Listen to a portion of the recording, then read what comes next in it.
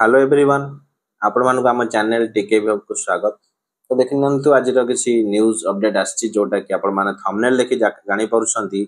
आगामी 5 तारिख रे सरकारी छुट्टी बातिल कले सरकार, कारण 5 तारिख आगामी 5 तारिख को सरकारी छुट्टी लिस्ट रे शामिल कराइतला। तो एबे न्यूज आछि जे सरकारी छुट्टी से 5 तारिख रे बातिल कराइछि। कोन पय बातिल कराइछि से विषय रे आमे न्यूज टी देखि नबा। ता पूर्व आपण मान जदि प्रथम थर पय चैनल व्यू करचंती चैनल को सब्सक्राइब कर सहित बेल आइकन को क्लिक कर दियंतु, जति पय नवा नोटिफिकेशन वीडियो अपलोड ला मात्रे पाई परिबे। रेनगर देखि नबा कोन पय बातिल कराइछि, नेक्स्ट छुट्टी केबे ही पारे कि छुट्टी हबो नाही से विषय सविशेष तथ्य आमे आगामी वीडियो रे आलोचना करूचे। तो रेनगरी देखि नबा न्यूज टी कोन अछि। तो ये देखंतु ये थिला हॉलिडे लिस्ट थिला। आमे देखुचे डीएससी ओडिशा भुवनेश्वर तरफ रु जोटा कि हॉलिडे लिस्ट रे आपण देखि पारुथिबे। मार्च 5 तारिख देखि नियंतु 5/3/2025 जोटा पंचायत राज दिवस थिला, जोटा कि छुट्टी लिस्ट रे ऐड कराइथिला, किंतु वर्तमान से छुट्टी को बातिल कराउची। कोन पय बातिल कराउची से विषय रे आमे देखि नियंतु।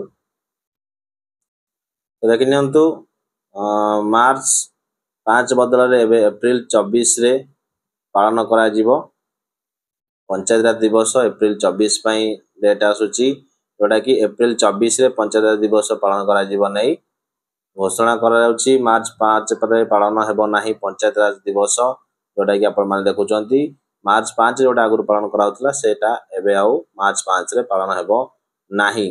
काहे कि ना देखंतु जातीय और राज्य स्तर रे थिबा असंगति को दूर करबा को एबळी पदक्षेप नियाउची। जातीय स्तर रे और राज्य स्तर रे समान भाव रे पालन करिया पई ये पदक्षेप नियाउची, जोटा कि एप्रिल 24 रे पालन करबा को पड़िबो बोली घोषणा कराउची। देखि नियंतु प्रति वर्ष एप्रिल 24 रे जातीय पंचायत राज दिवस पालन कराउची, किंतु राज्य स्तर रे मार्च 5 को पालन कराउतला। से द्वंद्व को एबे अतिक्रम करी माने समान पालन करिया पई ये निष्पत्ति निया जायछि। तो देखि नियंतु ये रहिला लेटर टी देखंतु ओडिशा सरकार साधारण प्रशासन साधारण अभियोग विभाग 3 तारिख देखि नियंतु 3/3/25 से देखि नियंतु साधारण प्रशासन विभाग तरफरु लेटर नंबर हिसाब रे यहा द्वारा प्रत्याहार कराउछि जे आगामी दिन मानकरे प्रति वर्ष जो मार्च 5 तारिख को सरकार छुट्टी भाव पालन करा जिबाउ नाही। तो मार्च 5 रे पालन करा जिबो नाही बोली कहउछि, कारण स्वर्गत बिजू पटनायक जन्मतिथि प्रति वर्ष सरकार स्तर रे आनंदर सह आरंभर सहित पालन करा जिवो।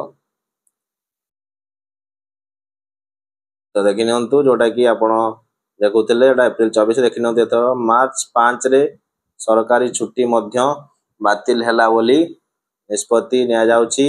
मार्च 5 रे छुट्टी बातिल कले राज्य सरकार।